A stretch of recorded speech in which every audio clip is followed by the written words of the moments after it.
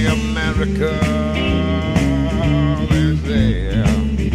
For over a decade, comedian Dr. Brian King has been using his tours as an excuse to find the best Bloody Marys in the world. He's the founder of Bloody America and has published a book called A Field Guide to the North American Bloody Mary. And that's available on Amazon.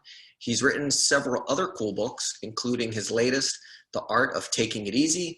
All of his books can be purchased directly through him. You can hit him up on social media and he'll autograph them, or you can get those books on Amazon minus the autograph. Hey, Evan, how you doing? And how's everybody else out there? And I appreciate you mentioning my book. In fact, I made this backdrop specifically for this festival. You know, I'm a touring comedian, as you mentioned. And, you know, pandemics really kill book tours.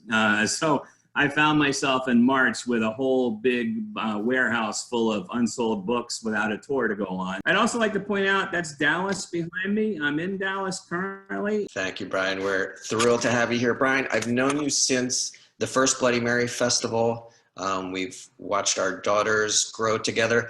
I still don't know what kind of doctor you are. You know, I feel like we should keep the mystery alive. I think that should be the case. No, you know, my book. I'm a psychologist. I don't work as a psychologist anymore. I'm a comedian and a traveling speaker and a Bloody Mary drinker. And I love that we connected. I remember I was on tour going through New York City. And I also had this side project I started on the internet called Bloody America. And I just found you guys and we connected at that first festival and we've met up. And I've done all those cities you listed. It's like, New Orleans, Portland, San Francisco, Twin Cities. I love that we've been able to do that. And I love that our tours have been able to connect on the road. That's been really fantastic. Likewise. Thank you, Brian. We're thrilled to have you here. All right, let's bring on Will Gray, the owner of Back Pocket Provisions. Will, how's it going? Well, it's going great, Brian. How are you? All right, well, that was question number one. So far, so good. How am I doing? You're doing great. This is not your first interview, I'm imagining. So, you know, I like that, the coloring on this bottle. It's really nice. I was wondering, though, how'd you get started with this whole Black Pocket Bloody Mary mix? Yeah, sure. So, Back Pocket, we're here in Richmond, Virginia, and we're a social enterprise, and our mission is to make life more delicious, healthy, honest, and fun by helping small farmers succeed. So we are a mix of folks that work in food service, that work in farmer services, or that work in agriculture. And what brings us all together is that we want to help small farmers do great stuff, and we also want to drink during the day. So here we are. So you know you've got a good concoction here.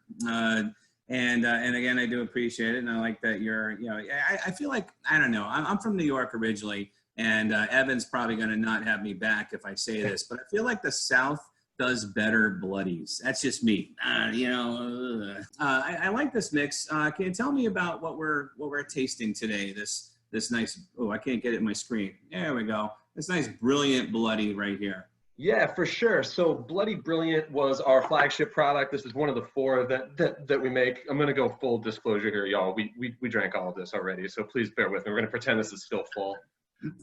This specific batch, we did this in, everybody here is drinking the same batch that we ran. We ran it just for y'all. Third week of August. And while we make it, I also wanted to show you just real quick some of the folks that make it awesome. So this is all locally grown tomato. And these four folks right here are the farmers that made that happen. So that's Jess and Nicole from Shine Farm here in Richmond. That's John Bryan at Old Tavern Farm, just a little east of the city. And that's Raymond Ayad from Superfood up in Culpeper. So we take all these fresh tomatoes that these folks put together for us. We use about 10 different varieties. This is what we were running that week. A lot of big heirlooms. We like kind of the ugly ones, you know what I mean? Like the sort of beautiful on the inside, maybe the wrong shape or size for the grocery store, but they taste real great. We start with that fresh pressed juice. We mix in a little Worcestershire to give it some of that umami. We add a little apple cider vinegar to balance. And then we use a little horseradish to make it nice and spicy. We try to do, we often add in a little more cayenne pepper to make it extra spicy. But really the goal in how spicy it is that it's just the right amount of spicy, not too spicy. And I apologize, y'all, but I know it took a while to get everything going, to get everybody up. We got to get caught up a little bit. So I think you owe me 5 for that one. And that's how we turn local tomatoes into these brilliant cocktails. Awesome. Let me tell you, this mix is, well, I'm not going to spoil anything. It's good. It's really good. It's not too sweet. It's not too spicy. That cider has a good touch to it. Is that it's chunky. I like my mixes, chunky style. It's chunky but funky, I would say. And when I say it's not like a salsa, it's more like a puree, and there's substance to it, and it tastes. It's so fresh, and it just kind of explodes with energy, with flavor, and then you can feel it in your mouth as well as tasting it. It satisfies multiple senses, and besides just touching your taste buds. I really like this mix a lot.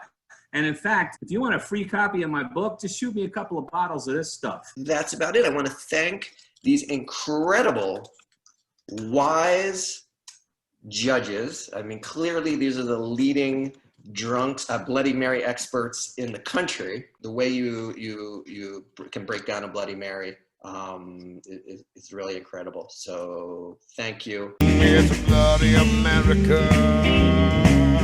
They say.